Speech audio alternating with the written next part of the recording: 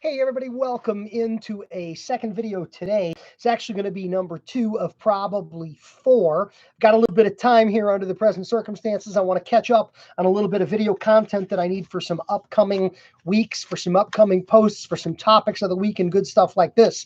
This video is actually a throwback video from earlier in the week because for some reason there was a corrupted file and the video was bad and it didn't work out, and so I have to re-record it. So here I am re-recording this video from earlier this week, and this is about client flow with integrity in a barbershop or hair salon situation, specifically pertaining to walk-ins. Since we are live, chat is open. Like, comment, share, subscribe, turn on notifications, all the things we do administratively when we jump on these live videos with the community. So looking forward to hearing from everybody.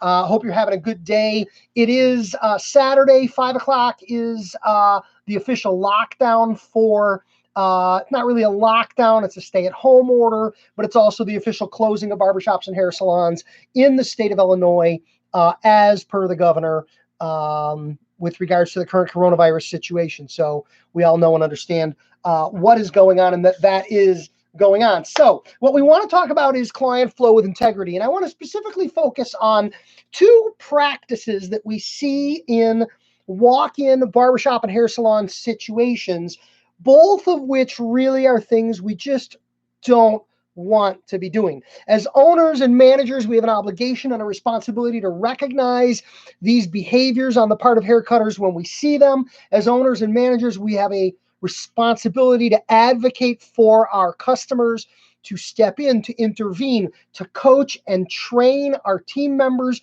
if we see them displaying these behaviors, and to be a source of, let's say, guidance and wisdom with regards to behaviors like these, to make sure that everybody in the shop is behaving consistent with what we hope to reflect to our customers, things like that. And I want to talk today about what we call railroading and soldiering. I talk about both of these in some of my books. Some of you have heard me speak about these live at shows. Railroading and soldiering are behaviors or practices that hair cutters enter into as a way of impacting or influencing the flow of clients through the chair in a barbershop or hair salon situation. Let's look at each one. Railroading.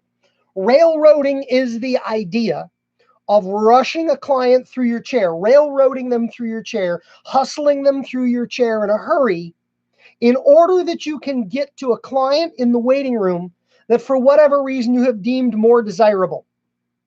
Maybe it's somebody who you know is a big tipper. Maybe it's somebody who you know has got a fast and easy haircut. Maybe it's somebody you know that you like to shoot the breeze with and talk to.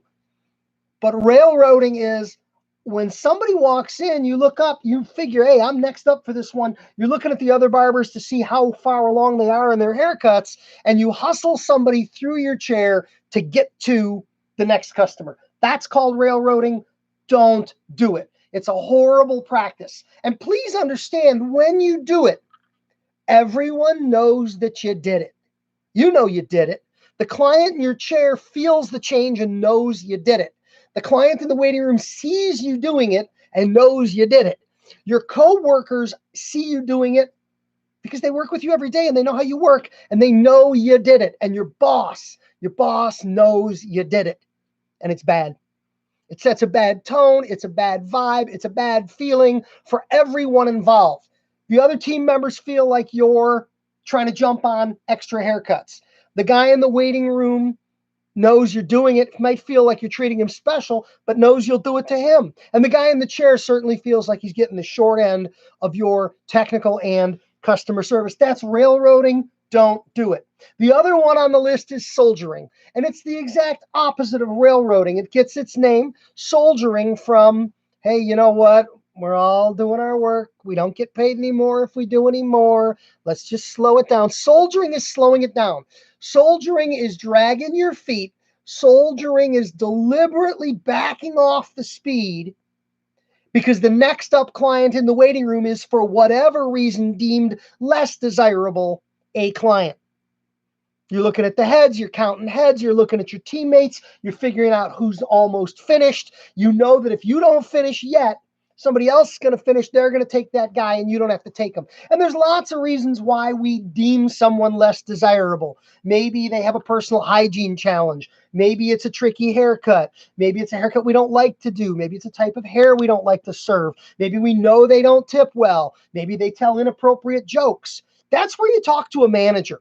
That's where you talk to an owner or a boss and get them involved and say, hey, look, there's a challenge with this particular customer. And as an owner and a boss and a manager, you're obligated. You have a responsibility to step in and step up on behalf of your team members.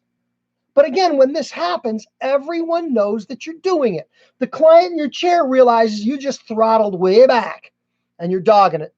You're wasting time. You're killing time. Your coworkers see you doing it because they're watching to see what progress looks like in other chairs. The guy in the waiting room knows it's happening because he knows you're done with that haircut. He can hear the things you're saying and talking about. We're not fooling anybody. We're not helping anybody. And we're not doing anybody any good with either of these practices. As an owner, manager, supervisor, or boss, when you see these things, you have an obligation to step up and step in.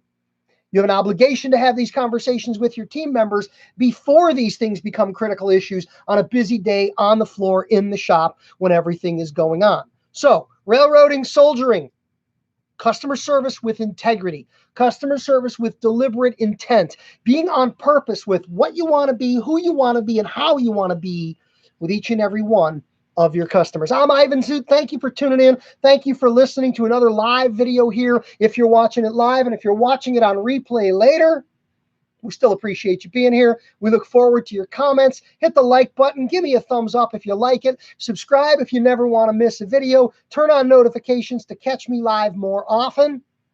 And share the video with a friend. Thanks for being here. The link in the description, that's my Patreon online community. I'd love to have you join me and join us there. Have a great day. Bye-bye.